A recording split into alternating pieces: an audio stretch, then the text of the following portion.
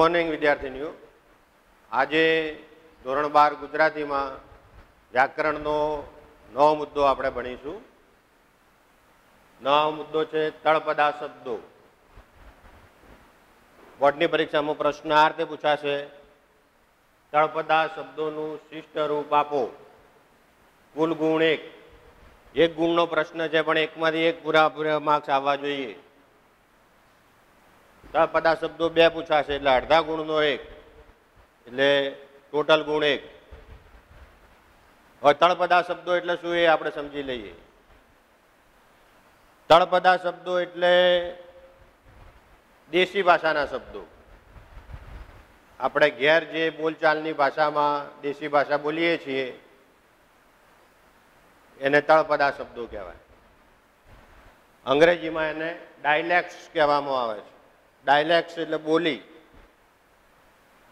અને લેંગ્વેજ એટલે ભાષા. તો તળપદા શબ્દોનું શિષ્ટ રૂપ. શિષ્ટ રૂપ એટલે શુદ્ધ ભાષામાં એ શબ્દને શું કહેવાય? તો એને કહેવાય શિષ્ટ રૂપ. તો આપણા ભારત દેશમાં 2 પ્રકારની ભાષાઓ બોલાય છે. એક તો શુદ્ધ ગુજરાતી દાખલા તરીકે, અને બીજું બોલી. દેશી ભાષામાં એને બોલી કહેવાય છે. અંગ્રેજીમાં એને ડાયલેક્ટ્સ કહેવાય. તો આખા ભારતમાં થઈને હજારો બોલીઓ બોલાય છે, એટલે હજારો ડાયલેક્ટ્સ છે. ડાયલેક્ટ્સ મીન્સ જે તે પ્રદેશમાં બોલાતી સ્થાનિક દેશી ભાષા. અને લેંગ્વેજ એટલે જે તે પ્રદેશની શુદ્ધ ભાષા. તો આપણે ઘરમાં જે બોલચાલમાં બોલીએ છીએ એ તળપદા શબ્દો છે. જ્યાં તમે લોકો શુદ્ધ ગુજરાતી બોલતા નથી, અથવા હિન્દી ભાષી જે લોકો શુદ્ધ હિન્દી બોલતા નથી, એમાં ડાયલેક્ટ્સ આવી જાય છે. બોલી, તળપદી બોલી આવી જાય છે અંદર. દાખલા તરીકે તમે તમારા ભાઈને પૂછો કે તું ચ જ્યો તો, તું ચ જ્યો તો આ શુદ્ધ ગુજરાતી છે? ના, આને બોલી કહેવાય. દાખલા તરીકે પોણી આપો, તો પોણી એટલે પાણી.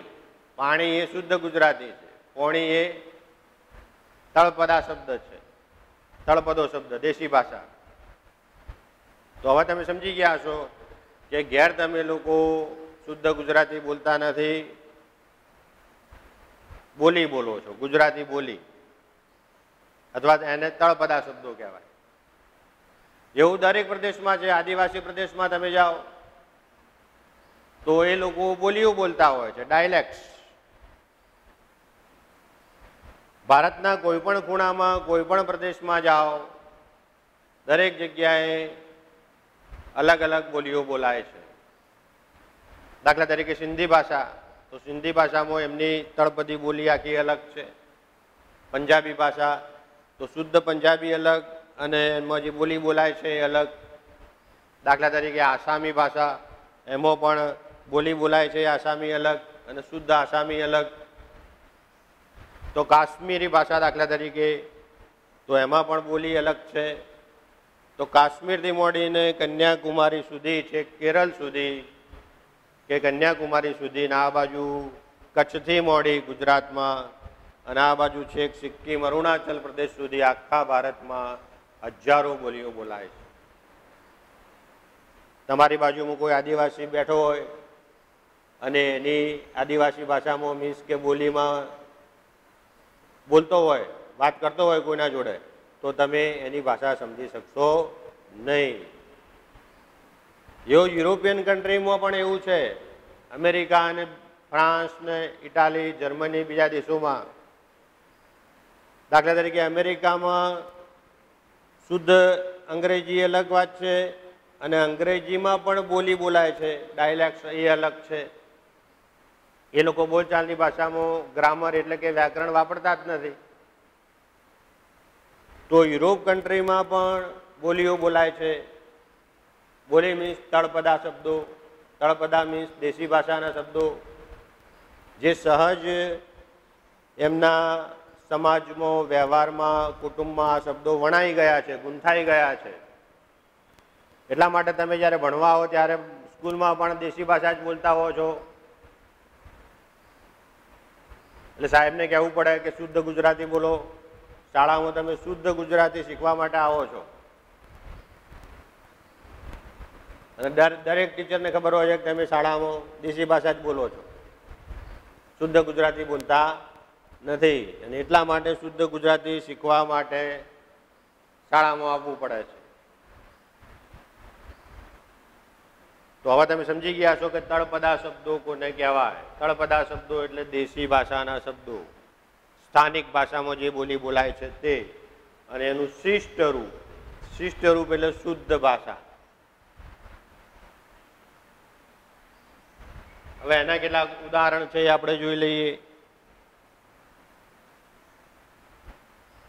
વ્યાકરણમાં આ મુદ્દો મૂકવાનો ઉદ્દેશ્ય એ છે કે તમે લોકો સમજો કે શુદ્ધ ગુજરાતી ભાષા કેવી હોય, એના શબ્દો કેવા હોય, એનું વાક્ય કેવું હોય, એની જોડણી કેવી હોય.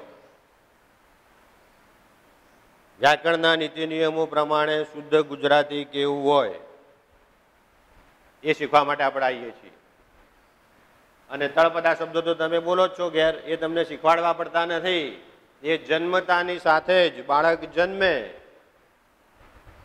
અને માતા પિતા સાથે બોલતા શીખે, ઘરના સભ્યો સાથે, એટલે એ દેશી ભાષા જ બોલતું શીખે છે. કારણ કે ઘરમાં દેશી ભાષા જ બોલાતી હોય છે. એટલે તળપદા શબ્દો શીખવાડવા પડતા નથી. એ જન્મજાત લોહીમાં આવી જાય છે, ડીએનએમાં આવી જાય છે આપણા. અને એ વ્યક્તિ જન્મે, મોટો થાય, યુવાન થાય, વૃદ્ધ થાય, ત્યાર સુધી એ તળપદી ભાષામાં જ બોલતો હોય છે. શુદ્ધ ગુજરાતી બોલવા માટે એને કોશિશ કરવી પડે. અને એમાં પણ ભૂલ ચૂક થઈ જ જાય, દેશી ભાષાના શબ્દો આવી જ જાય. અંગ્રેજીમાં પણ એવું છે. શુદ્ધ અંગ્રેજી બોલવું મુશ્કેલ છે, એમાં પણ બોલીના શબ્દો આવી જ જાય છે. તો આ વાતને પહેલા સમજી લો. તમે બજારમાં નીકળો અને દુકાન ઉપર જે પાટિયા મારેલા છે, દુકાનનું જે નામ હોય એના, તો તમે વાંચતા હશો. ગુજરાતીમાં લખેલા હોય, અંગ્રેજીમાં કે હિન્દીમાં. તો દુકાનના પાટિયા ઉપર જે નામ લખ્યું છે દુકાનનું, એમાં તમે ધારીને જોજો, લગભગ જોડણી ખોટી હશે. પછી ગુજરાતી ભાષામાં પાટિયું લખ્યું હોય કે અંગ્રેજીમાં કે હિન્દીમાં, તો તમે ગુજરાતી, હિન્દી કે અંગ્રેજીમાં નિષ્ણાત હશો, તમારી માસ્ટરી હશે, તો તમે જાણી શકશો કે આ જોડણી ખોટી છે, કે આ સ્પેલિંગ ખોટો છે. એટલા માટે જે સબ્જેક્ટ ટીચર છે એ જ્યારે બજારમાં નીકળે અને આમ દુકાનના પાટિયા જુએ, જોડણી ખોટી હોય એટલે તરત એને ખૂંચે આમ અંદર, કુદરતી રીતે. એને જચે નહીં ચાલવા જોડણી ખોટી છે, પણ દુકાનના માલિકને તો ખબર જ નથી. તો આટલા આપણે કોન્શિયસ થવાનું છે, સભાન થવાનું છે કે શુદ્ધ ભાષા, ઓરિજિનલ લેંગ્વેજ કઈ. અને એટલા માટે જ આપણા વ્યાકરણમાં આ મુદ્દો 1 માર્ક્સનો મૂકેલો છે. એટલે આપણને એનો ખ્યાલ હોવો જોઈએ. હવે આપણે જોઈએ ઉદાહરણ, તળપદા શબ્દોનું શિષ્ટ રૂપ. દાખલા તરીકે અઘરું. તો અઘરું દેશી ભાષાનો શબ્દ છે. તળપદા શબ્દો એનું શુદ્ધ ગુજરાતી થાય અગરબત્તી. હવે કોઈને કહ્યું હોય કે અઘરું લાવજે, તો વિચારવું પડે અઘરું એટલે શું. પણ ખબર હોય તો તરત અગરબત્તી લાવી દે. દાખલા તરીકે અહુર. અહુર થયું મતલબ સવાર થયું, સવાર પડી. અહુર એટલે સવાર. ઇસ્તરી મતલબ સ્ત્રી. ઓબાળ એટલે બળતણ. હવે દેશી ભાષામાં બળતણ ને ઓબાળ કહેવાય કે જંગલમાંથી લાકડા કાપીને ઓબાળ લાયા તો ઓબાળ એટલે બળતણ. કણે, કણે એટલે તરફ. દેશી ભાષામાં તારી કણે ગાય આવે છે તો કણે મતલબ તારી તરફ ગાય આવે છે. કહેજે, કહેજે મીન્સ કહેજે. કોહોને મતલબ કોને. કારજ મતલબ કાર્ય. દેશી ભાષામાં કહે કારજ કરજો મતલબ કાર્ય કરજો. કારજ સિદ્ધ કરજો મતલબ કાર્ય સિદ્ધ કરજો. ચિયો મતલબ કોણ. દેશી ભાષામાં ચિયો શબ્દ. ચિયો અવાજ કરે છે એટલે કે કોણ અવાજ કરે છે. ચિયો છે એવો માણસ મતલબ કોણ છે એ માણસ. દેશી ભાષામાં ચોખલા મીન્સ ચોખા. જમ મતલબ યમ મૃત્યુના દેવતા. દેશી ભાષામાં કહીએ કે જમ આયા ડોશીમાને લેવા. ડોશીમા મરવાના થયા એટલે જમ લેવા આયા. તો જમ એટલે મૃત્યુના દેવ યમદેવ. શુદ્ધ ભાષામાં એને યમ કહેવાય અથવા યમ દેવતા કહેવાય. પણ દેશી ભાષામાં એને કહેવાય જમ અથવા જમડા. તો આવા હજારો શબ્દો છે દેશી ભાષામાં. તો દેશી ભાષા તો આપણને આવડે છે પણ ઘણી વખત એનું શુદ્ધ ગુજરાતી શું થાય એ ખબર હોતી નથી અને આપણે એ શીખવાનું છે. ટાણે એટલે સમયે. કયા ટાણે. કટાણે પોખી મને એવું એક કવિતામાં લીટી આવે છે. તો ટાણે મીન્સ કે સમય. કયો એવો સમય હતો. ટાણે કટાણે. કટાણે એટલે ખરાબ સમય. ટાણે એટલે સમય. કટાણે એટલે ખરાબ સમય. કયા ટાણે કટાણે પોખી મને. એક છોકરી કહે છે કે એવા કયા સમયે મને પોખી લગ્ન સમયે કે એના પછી એને દુઃખના ડુંગર તૂટી પડ્યા. તો કાવ્ય પંક્તિ એવી આવે છે. તો ટાણે મીન્સ સમય. દેશી ભાષામાં એને ટાણું કહેવાય કે ભાઈ તમારા ઘરે તો સરસ ટાણું આવ્યું. ઘરમાં કોઈ શુભ પ્રસંગ હોય તો ટાણું સુંદર કહેવાય મતલબ સમય સારો આવ્યો. અને ખરાબ સમય હોય તો કટાણે. આગળ ક શબ્દ લાગી ગયા. કટાણે. બીજા શબ્દો જોઈએ. ન્યા. ન્યા એટલે ત્યાં. હવે ગુજરાત રાજ્યમાં પણ તમને જાણીને આશ્ચર્ય થશે કે ગુજરાત રાજ્યમાં પણ ઉત્તર ગુજરાતમાં જે બોલી બોલાય છે તળપદા શબ્દો એ આખા અલગ છે. એને પટ્ટણી બોલી કહેવામાં આવે છે કારણ કે ઉત્તર ગુજરાતમાં પાટણ અને બનાસકાંઠા આવી ગયું.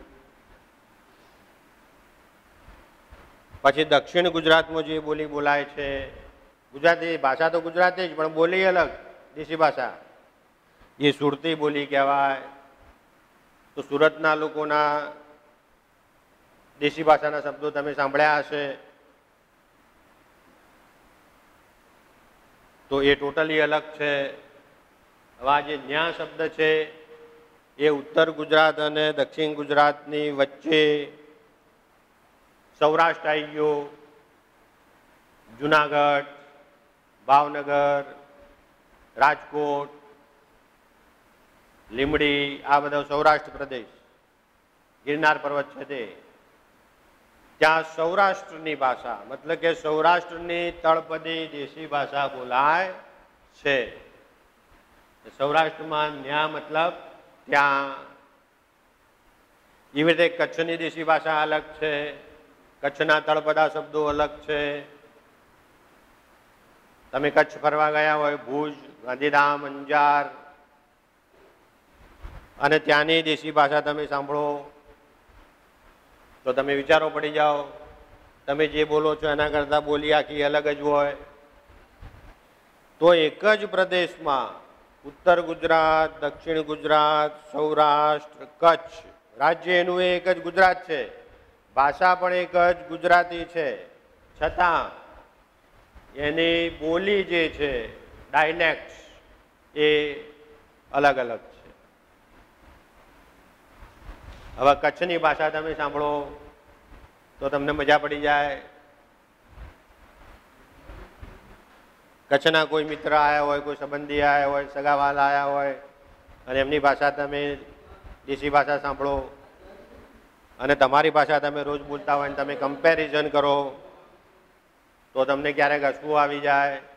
સુરતી લોકોની બોલી તમે સાંભળો તો તમને હસવું આવી જાય. ઘણાને સૌરાષ્ટ્રની ભાષાથી હસવું આવી જાય છે, સૌરાષ્ટ્રની બોલી સાંભળવાથી, કારણ કે તમે તમારી બોલીમાં બંધાઈ ગયા છો. તમે જે રોજ બોલો છો એ તમને એમ કે આ જ સાચું આપણે બોલીએ, શબ્દો એના એ છે, પણ એ લોકો બોલે એટલે આખો એનો ઉચ્ચાર જે છે, લહેકો, જેને એક્સેન્ટ કહેવાય અંગ્રેજીમાં, એ બદલાઈ જાય છે. તો આ વાત સમજવાની છે આપણે વ્યાકરણમાં, અને આ શીખવાનું છે. સૌરાષ્ટ્રનો બીજો શબ્દ છે પૂંગ્યો, કે દીકરા તું ગામડે પૂંગી ગયો, તો પૂંગ્યો મીન્સ પહોંચ્યો, મતલબ કે તું ગામડે પહોંચી ગયો. તો પૂંગ્યો એટલે પહોંચ્યો. પેટડા એટલે પેટ, ભણી એટલે તરફ, કે તારા ભણી કૂતરું આવે છે, મતલબ કે તારી તરફ કૂતરું આવી રહ્યું છે. બીજો શબ્દ છે મલક. મલક એટલે પ્રદેશ. કયા મલકના ગોરી, ગોરી તમે કયા મલકના છો, મતલબ કે કયા પ્રદેશના છો. તો મલક એટલે પ્રદેશ. પ્રદેશ માટે દેશી ભાષામાં શબ્દ છે મલક. અમુક શબ્દો તો એટલા સુંદર અને મસ્ત હોય છે, તળપદી ભાષાના શબ્દો આપણને ગમી જાય. તો આપણો દેશ આખો વિવિધતાથી ભરેલો છે. વિવિધ સંસ્કૃતિઓ, વિવિધ રીતિ રિવાજ, વિવિધ ભાષાઓ, વિવિધ બોલીઓ, અને એમાં આખા ભારતની વાત કરીએ તો જબરદસ્ત વિવિધતા છે. ખાલી ગુજરાતની જ વાત કરીએ તો ગુજરાતમાં પણ ઘણી વિવિધતા, અલગ અલગ જાતિના લોકો, અલગ અલગ ભાષા, અલગ અલગ બોલી, ભાષા કરતાં બોલીઓ વધારે છે. દાખલા તરીકે ગુજરાતી એક જ મુખ્ય ભાષા, પણ એમાં બોલીઓ તો સેંકડો છે ગણવા જઈએ તો, અને આખા ભારતની ગણીએ તો હજારો થાય. તો આ એક વિવિધતા, એ આપણે શીખવાની છે, જાણવાની છે. અને વિવિધતાના કારણે જ આખું જગત, સંસાર સુંદર લાગે છે. કલ્પના કરો કે એક જ ભાષા બોલાતી હોત આખા ભારતમાં, અને બીજી કોઈ દેશી બોલી જ ના હોય, દેશી ભાષા જ ના હોય, તો મજા આવે? દાખલા તરીકે પરમાત્મા એક જ રંગ બનાવી કાઢ્યો હોય પ્રકૃતિમાં, તો સારું ના લાગે. પરમાત્માએ પણ વિવિધતા પ્રકૃતિમાં રાખી છે.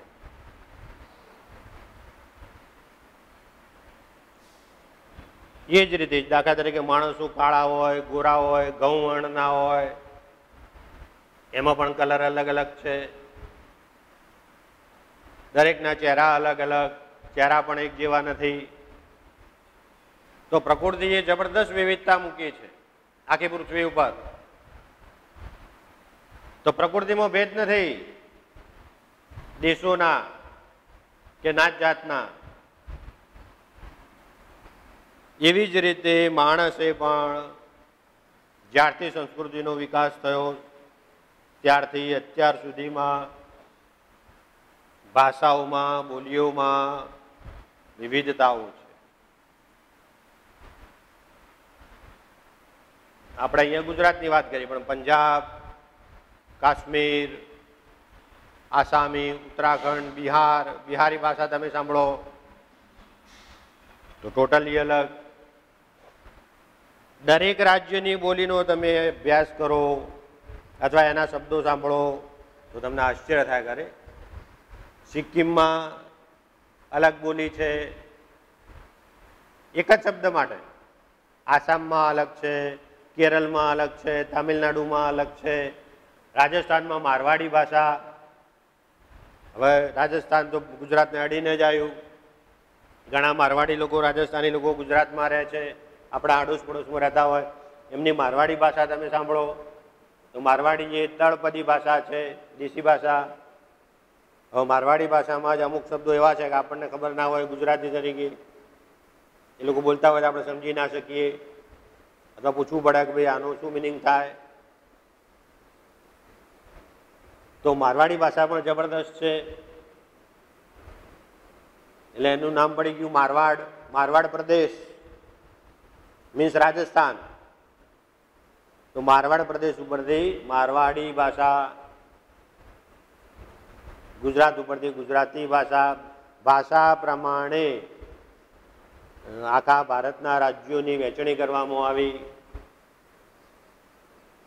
મરાઠી ભાષાના આધારે મહારાષ્ટ્ર બન્યું, કાશ્મીરી ભાષાના આધારે કાશ્મીર રાજ્ય બનાવવામાં આવ્યું.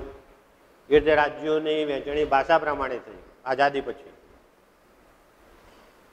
તો વિદ્યાર્થીનીઓ આપણે આ વાત સમજવાની છે કે બોલી અલગ વસ્તુ છે, ભાષા અલગ વસ્તુ છે.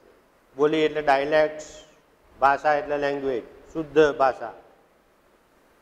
અને આ વાત માત્ર જે તે રાજ્ય કે પ્રદેશ પૂરતી સીમિત નથી, આખા દેશમાં લાગુ પડે છે. માત્ર દેશ નહીં, દુનિયાના બીજા દેશોમાં પણ, મતલબ કે આખી દુનિયામાં આવી હજારો બોલીઓ છે અને સેંકડો ભાષાઓ છે. તો હવે તમે સમજી ગયા છો કે તળપદા શબ્દો અને શિષ્ટ રૂપ કઈ રીતે લખવું. ભણી એટલે તરફ, મલક એટલે પ્રદેશ, પરતક્ષ મતલબ પ્રત્યક્ષ, આમને સામને હોય એને શું કહેવાય? પ્રત્યક્ષ. અંગ્રેજીમાં ફેસ ટુ ફેસ.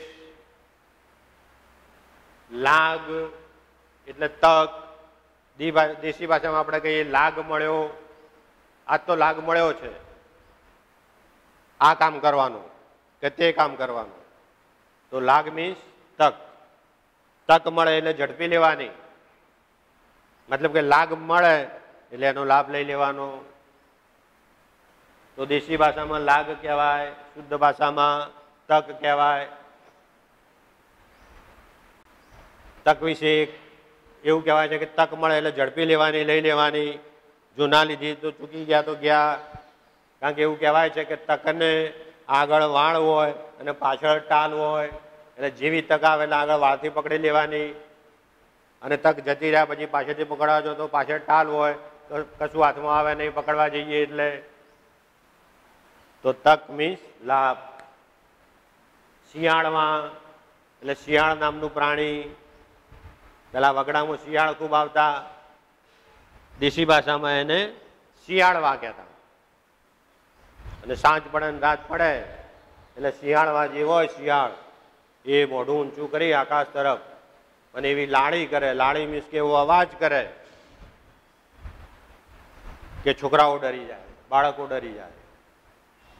તો જૂના જમાનામાં રાજાશાહી હતી ત્યારે શિયાળ વગડામાં ગામની બહાર અવાજ કરતા અને અવાજ એવો હોય કે લોકો ડરી જતા.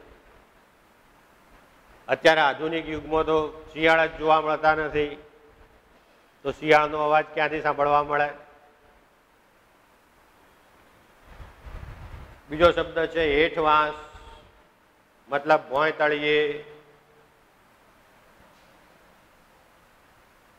નીચે ભોંય તળિયું બનાવ્યું હોય એને હેઠવાસ કહેવાય દેશી ભાષામાં. પછી આંટો, પણ નથી કહેતા આંટો મારવો, મતલબ ફેરો મારવો. આંટો એટલે ફેરો.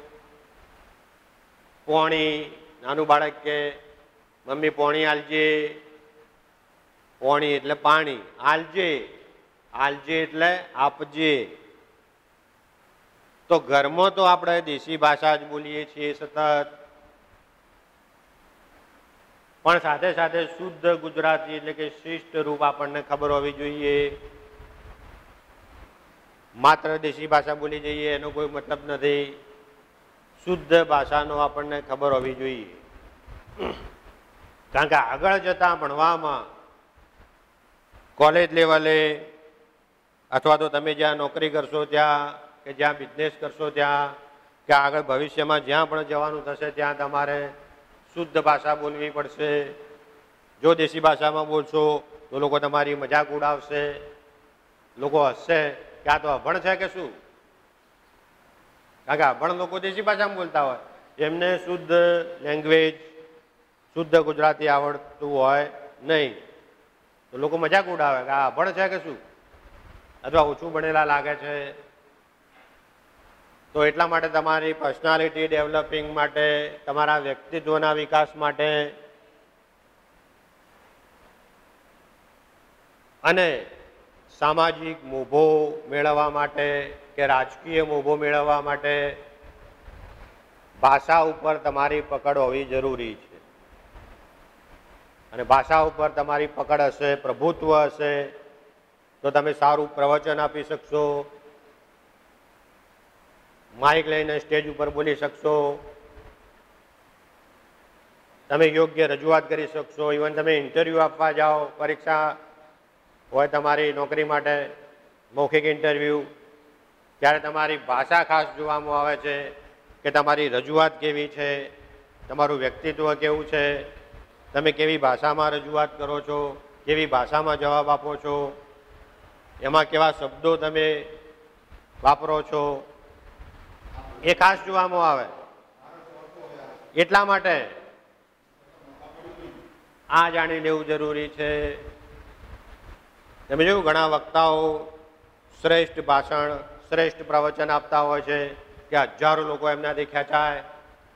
તો વિદ્યાર્થીઓનું એનું એક જ કારણ કે એ લોકોની પકડ ભાષા ઉપર મજબૂત હોય છે. એ લોકો શબ્દોને તોલીને વાપરતા હોય અને એટલા શ્રેષ્ઠ શબ્દોનો ઉપયોગ કરે કે વ્યક્તિ પ્રભાવિત થયા વિના રહી શકે નહીં. તો હું આશા રાખું છું કે હવે તમે સમજી ગયા હશો કે તળપદા શબ્દોનું શિષ્ટ રૂપ કેવું હોય અને શું હોય અને એનું મહત્વ.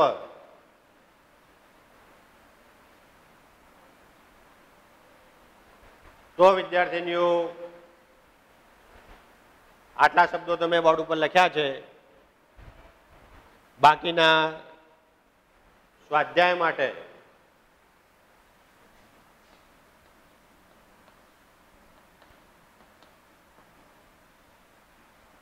માટે ઘેરથી તળપદા શબ્દોનું શિષ્ટ રૂપ